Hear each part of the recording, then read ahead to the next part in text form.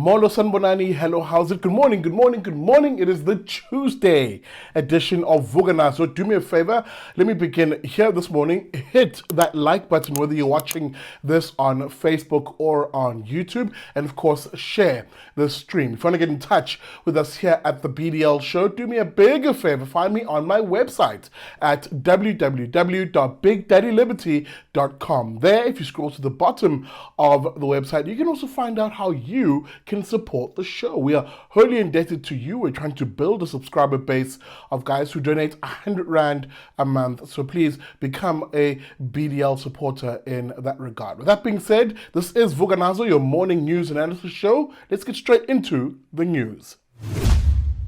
The country, I'm going to tell the country, there will never be load shedding again. All right, we begin here this morning. A story, unfortunately, that you saw quite vividly for yourself over the weekend. Eskom worsening the situation with now hitting stage 6 load shedding. That clown world of a situation over a weekend, believe it or not, when demand presumably is at its lowest.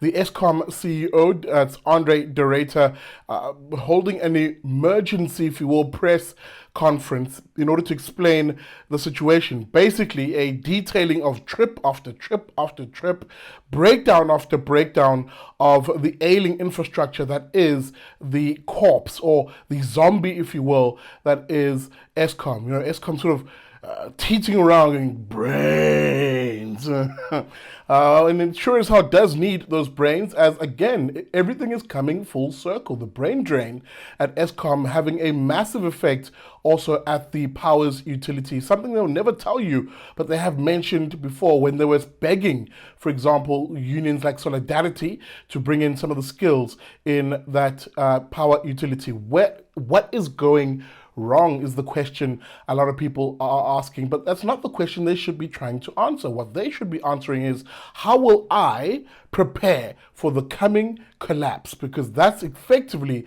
where Eskom is going. You're being normalized. You're being normalized to accept an ever increasingly bad stage, if you will, of power outages in this country, where stage 2 used to be the norm. We transitioned to stage 4, and now stage 6 is becoming the norm. So again, when will you take responsibility for yourself? Stop hoping that Cyril Ramaphosa will fix this issue and prepare for the coming effectively blackout of this country and its collapse eventually of the grid. Because for people who think it isn't coming, I am no longer one of those people. I'm firmly of the view that a collapse is coming. And here's what I said, and I said it on social media, and I'll say it here.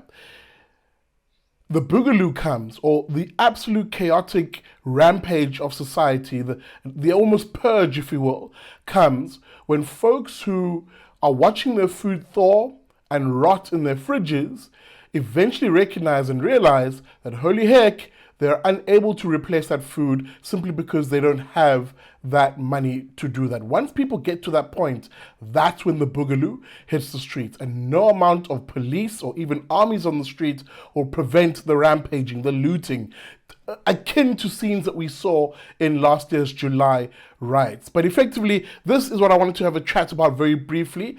The response by certain leaders of society, certain politicians, has been chalk and cheese. The Western Cape seems to be a country of its own in this regard, where albeit they too are affected by load shedding, this has been their response to effectively the worsening crisis at Eskom. This, of course, was in News 24. The premier of the province, that is the one Alan Winde, immediately upon realizing the situation is bad, held, quote, a special meeting on Sunday to prepare for a worsening of the power shortages and, of course, to protect critical services in their province's own disaster management team, also indicating they're, quote, ready for a possible shift to worse load shedding in that part of the world. In the meantime, the city of Cape Town, with their mayor, that's Jordan Hill-Lewis, says that it's working on being able to protect its residents, from at least 2 stages of this nonsense. It continues on to say The city of Cape Town is working towards generating enough capacity to protect residents from 2 stages of load shedding through its Steenbras Dam. Of course, the possibility of gas turbines and the possibility rather of gas turbines as the countrywide crisis deepens, end of quote. That's how competent leadership is responding. That is how competent leadership is looking to protect its citizens as it recognizes the role it is meant to play in the protection, preservation, and advancement of life, liberty, and property rights. As electricity is integral in doing exactly that. But hey, that's Cape Townians, right? That's how they voted, and that's the benefit of what they get. What do we get here in Durban? I wonder how my Durban mayor is responding to this crisis. Here's how he's responding.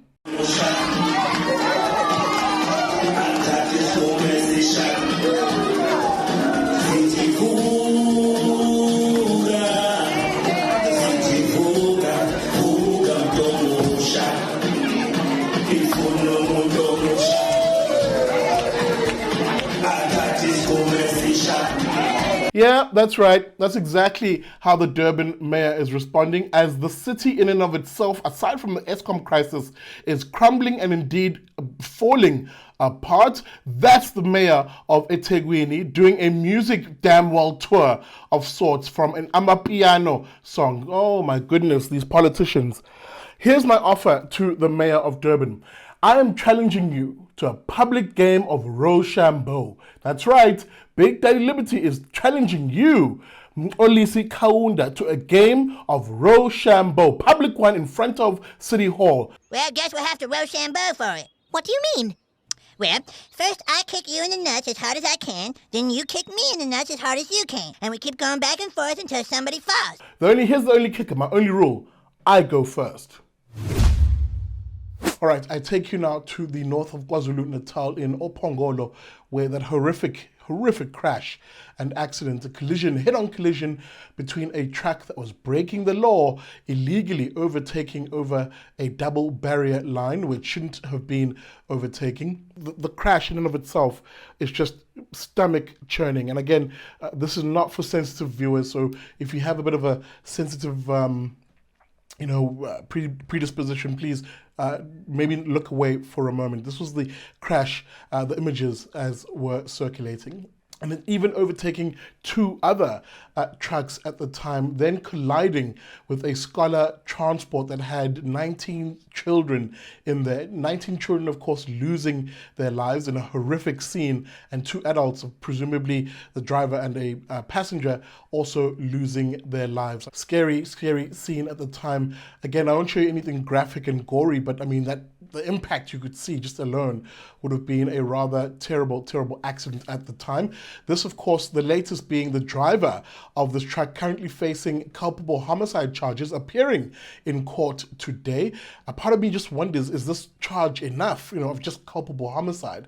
Shouldn't he be facing other charges like reckless and negligent driving, endangerment? I don't know. I'm not a legal eagle, but I think my anger at this moment just forces me to just think, is there not more that can be done to hold this particular driver to account? And of course, it's not just this driver.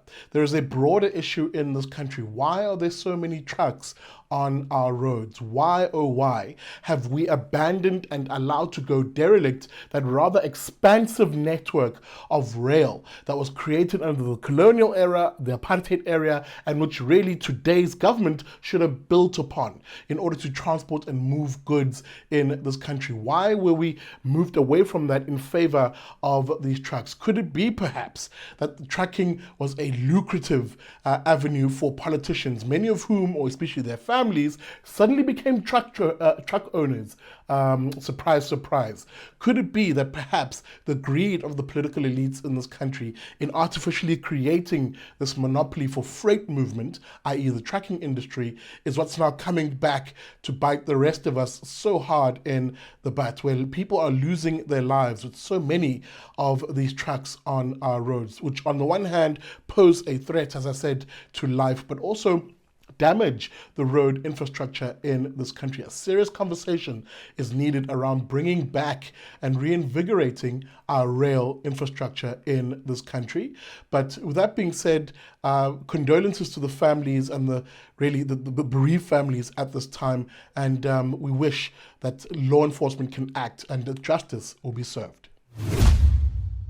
All right, folks, we'll leave today's episode, the Tuesday edition of Vuka Nazo here this morning. Indeed, a rather sad one to end off, given the stories today. Let me know what you think about today's stories, by the way. Maybe the number of trucks on our road is a concern for you. Maybe you live in a part of the world where their behavior, their presence is a great risk to community safety. I'd like to get your views on that in the comments. Speaking about the comments, if you want to put a comment forward or get in touch with us, find us on our website at www.bigdaddyliberty.com. And of course, you can find us on social media. Just look at the descriptor of the video to see exactly how you can do that. With that being said, happy Tuesday, folks, and I'll see you tomorrow on another episode every weekday from 7 a.m. of Vuka Nazo.